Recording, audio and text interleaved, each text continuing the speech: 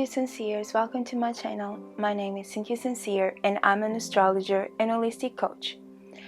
If you haven't been here before, welcome.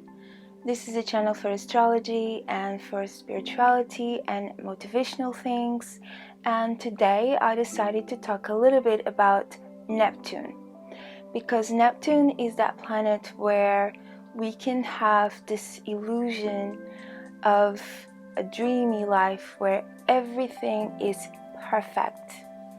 And this could be either our full life or any area of our life that we can just idealize to this point of pure perfection. But the other side as well is that we can get a bit deluded, a bit believing that we've reached that perfection, and what Neptune then does, it can become a little bit of a poison apple, as one of my astrology teachers says, where the apple looks delicious, looks marvelous, but is actually poisoned, and we get to then experience that fall from grace, that fall from that illusion, from that perfection. So recently I had a conversation with a friend about how Neptune can influence our love life, especially when we have tense aspects to it in our chart. And I decided to also share a little bit of my experience. People with strong Neptunian influence in their charts, meaning where Neptune is making a close contact to a personal planet like Venus, Sun, Mars, or Mercury, or that when Neptune is occupying an angular house that could be the 1st, 4th, 7th, or 10th, or is conjunct our ascendant, these people can have a bigger tendency to be more idealistic, to be a little bit more of a dreamers, to fantasize a bit more. They can also have some family karma that is more connected to the mother side of the family. What Neptune does, if it is aspect to some planets in our charts, the personal planets as I mentioned, like Sun, Venus, Moon, Mars, is also giving us a deep knowing of a level of a spiritual perfection of something. Meaning that we may know how a certain person, aspect of life, something, is in its perfection from a spiritual point of view. Almost like knowing what things would be like if we lived in the perfect world and everyone was perfect and everything was perfect.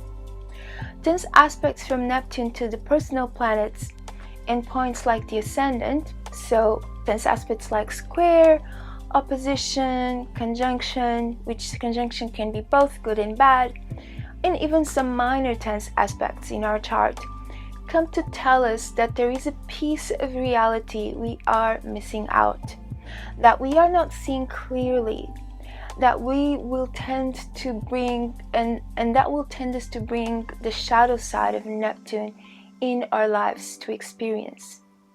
The shadow side of Neptune will be delusion, disappointment, victimhood, martyrdom, blaming, loss of an identity, feeling betrayed, and it can also lead us to escapism, to indulge into things that we think can help us forget the pain of the loss of that paradise we thought we were in. So we can engage in things like alcohol, drugs, or addictive kind of things, or addictive unhealthy behaviors. And this is because we can also be extra sensitive in the area where we have our Neptune. On one hand, we have a spiritual perspective. We have this intuition of the potential that exists in that area, the perfection, or it could be about a person or a life aspect. But on the other hand, we can easily ignore the reality of those things and imagine that life is only meant to show us the beautiful, perfect side of things, and we easily ignore the shadow aspects, the realistic, practical side. And many times we can become non-accepting of what we idealized may not be as perfect or as pure or as magnificent as we would like it to be, we may not accept it that it's not that way. Neptune has that great potential to take us beyond and transcend the world, to take us to a higher consciousness. However, while we have not truly realized our divine essence yet, we still sway in the dreams of the fulfillment of an earthly happiness, which has nothing wrong. However, is still coming from a place of a certain level of immaturity, due to our ego wanting the world, people, life, things to be in a certain determined way that fits us, or due to the innocence that sometimes we carry about certain aspects of life because we haven't even matured much in that level, or where we kept a certain naivety that did not integrate the shadow of those aspects and we kept ignoring them. And we can either have done that by choice or by simply not comprehending their earthly lessons. And so it was also kept far from the wisdom that we needed to learn. Where we have our Neptune is like a blind spot. We don't see what we don't see, and we don't know what we are not seeing. Whilst everyone around may actually see the problem that we are having, they can see our blind spot, we ourselves may still fail to see what it is that we are doing wrong and why we keep getting disappointed. Is also where we stay stuck in not seeing what is right in front of us. We go into a state of denial of reality, insisting that things have to be the way we see them, we want them. They have to fit our expectations in the perfection we imagine them. Things like finding our soulmate, for example.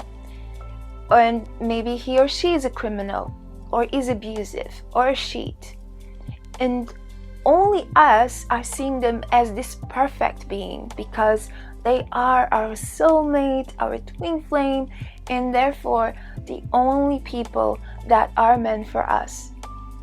Or that a parent is perfect because they give us what we thought we wanted, but we fail to see their hidden narcissistic character. Or the way they trick us into believing that they love us. And this goes for any person. Or the same goes for a fake friend, or a fake guru, or a religion, or for businesses that are too good to be true. Neptune is always good to be true. And yet, it makes us completely deluded that all the glitter, that happiness it promises, is true, and we naively convince ourselves that it is true. Where we have Neptune and aspects is where we can be easily tricked, manipulated, conned, and consequently deceived, disappointed, betrayed, and where sooner or later we will have to face the truth and the bitter reality to wake us up from the Alice in Wonderland. Is where we want so desperately to be profoundly happy, but where we can experience the biggest losses and disappointments. The transcendence that Neptune proposes to us is not one where the world is perfect, is one where we dissolve in the ocean of consciousness, where we die, our ego is melted and merged with the divine, and there is nothing else to want, to need, to crave, to desire.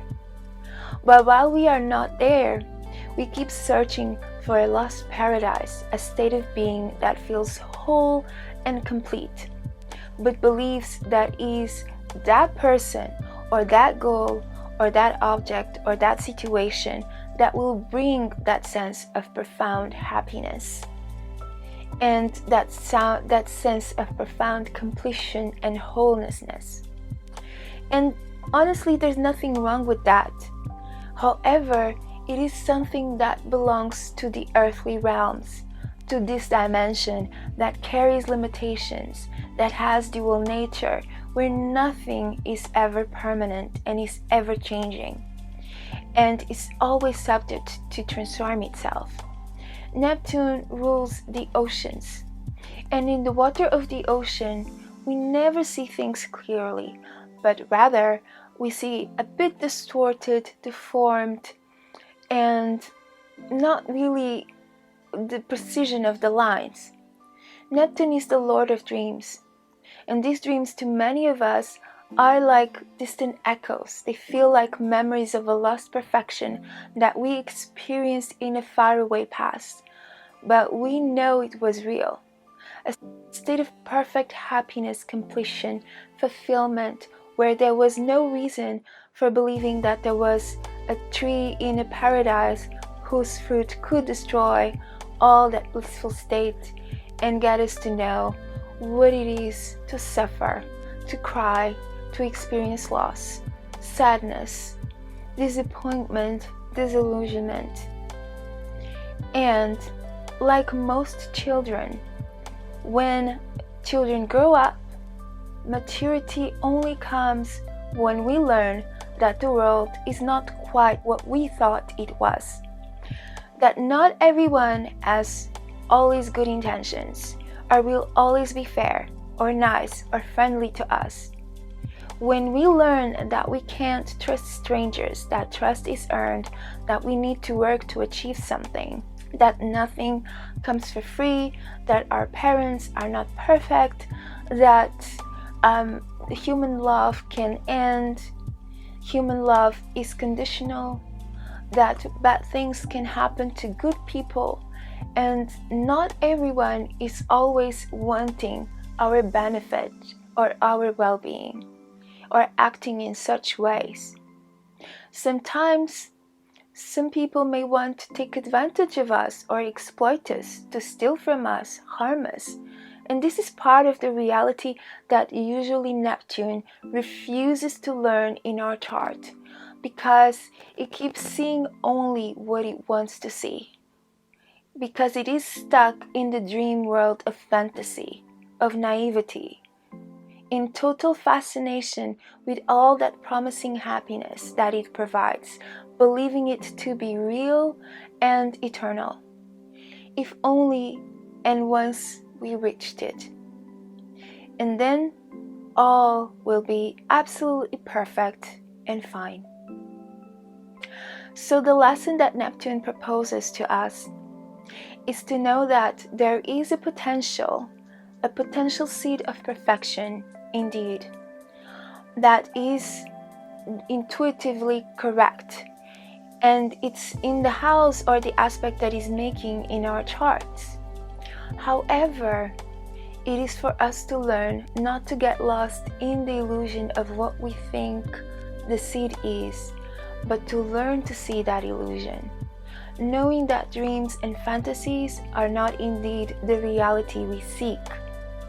They are potentialities that reminds us of our essence, of who we truly are, but that we need also to mature, to grow, so that we can finally distinguish the earthly reality with the reality of deep consciousness and become that consciousness that lives naturally in that state of deep happiness that Neptune tries to call us into, that Neptune alludes to, rather than believing that is the remaining of this childlike naivety that wants what it wants and dreams, but doesn't have the power to effect change in the world or in its own life, that will take us to a state of fulfillment and happiness. Neptune doesn't want the reality of this world, but whilst we deny the reality of this world, we will remain like Peter Pan, lost in Neverland, or the land of never, where no one ever grows, no one ever matures, no one ever ages, grows old or dies, or evolves. And it's in evolution that we can one day finally fulfill the promise of Neptune, not the mermaid calls of the ocean meant to drown us, but rather the profound consciousness of the source that translates into these distant, dreamy, seductive echoes and mirages of what things can be like once we become fully and completely merged with the source. As a sacred text says, search first the kingdom of heaven and all will be given to you. So while we remain children, we don't grow, we stay stuck in the fantasy world and desiring, filled with unrealistic expectations. Consequently, we then get frustrated. We try to numb ourselves because we are always meant to grow old, to mature, to let go of all the fantasies and to acquire the wisdom that will lead us into the actual essence of Neptune, the divine source. So I hope you have enjoyed this video, and if so, please press like below. Remember to subscribe to my channel. Also visit me on my website at cynthiasincere.com, and make sure to tell your friends and comment below what you thought about this video. What's your experience of Neptune? I'll be making more videos about Neptune and many other planets. There's so much to talk about, so make sure you're subscribed to this channel, and I hope to see you next time. Thank you so much for watching. May the cosmos and the stars be with you.